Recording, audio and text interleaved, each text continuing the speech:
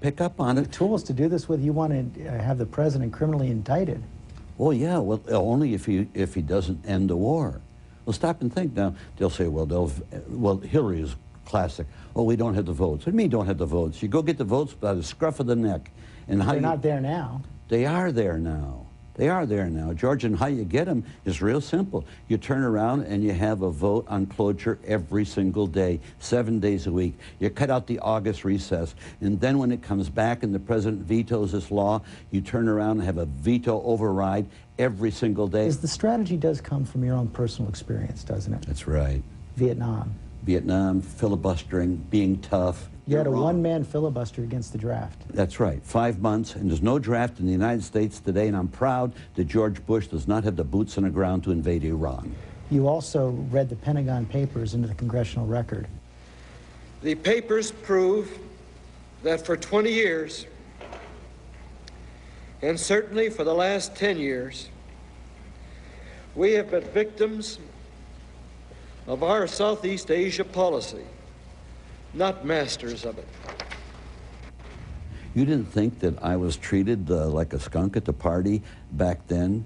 And of course now we look back, well, my God, this person showed courage. I could have gone to jail. It was an emotional time. Leadership, and the Iacocca's title for his book is Where the Leader's Gone. Well, George, this leader is back, and I'm a tough leader, and I'm going to hold all of these other people accountable. They want to be president, let them show their bona fides to be president. You've said that no person who voted for the war is qualified to be president. That knocks out Hillary Clinton. That knocks out Joe Biden. That's right. That knocks out Chris Dodd. That's right. That knocks out John Edwards. That's right, and it'll knock out Obama if he doesn't shape up and help end the war now. Because if he wants to show he's a leader, you do it in the Senate where he is. He's got power. He voted against the funding. Oh, hey, they voted 4 times. He and Hillary voted for this vote that meant nothing on a water bill. What does that mean? That means you're standing there and this is a symbolic vote. Hypocrisy is what it is, George. Hypocrisy. People are dying and they're interested in a symbolic vote? Give me a break. The strategy you followed in the 1970s did eventually end the war. You cut off funding, the war ended, but a lot of Democrats fear that the party paid a price, and it kept them out of the White House for years. Well, but George, you just put your finger on it. What's more important, getting office or doing the moral thing and stop people from dying? I'll tell you, if that's the sacrifice we got to pay to stop these Americans from dying and killing these Iraqis, I'll pay that sacrifice every day of the week. I've been watching you in these debates, and you seem to be having the time of your life. If you are elected president, how, if at all, would you use former President Bill Clinton in your administration?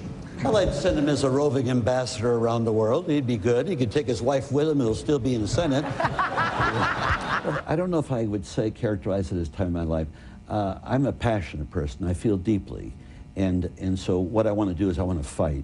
We are a great country, and we are at the tipping point. I don't know which side we're going to tip on, but '08 is as important an election as 1877, when they made the decision that changed the South. Right now, we're going to make a decision in '08 whether we continue to go downhill with our empire building.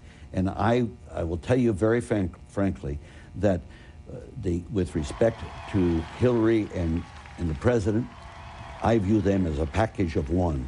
They knew what was going on, but they made a political vote. And that political vote was to give Bush the power to go to war. That's what it was all about. In my mind, that is a vote that showed they were morally tone deaf, the both of them. So Hillary Clinton's not going to get your vote. Who is? I'm going to vote for myself. What are you talking about, George? But you're not going to be president. I'll be president when it ends. George, I'll be president. And you know something? One of the great beauties of this great country of ours is that anything is possible in politics. You just have a tough time accepting it. Now, what I'm thinking of right now, again, is your video. And you say it's a metaphor. You could also say it's a piece of absurd performance art. But it gets attention. And you are getting attention in this campaign. My question is, what are you going to do with it? Isn't that how one gets elected, by getting attention? Then people maybe will listen to me when I say I want to empower you as a lawmaker, because the answer is not in government, the answer is with the American people. And you're not going to give up until you're president? Of course. And I will be president. You heard it here.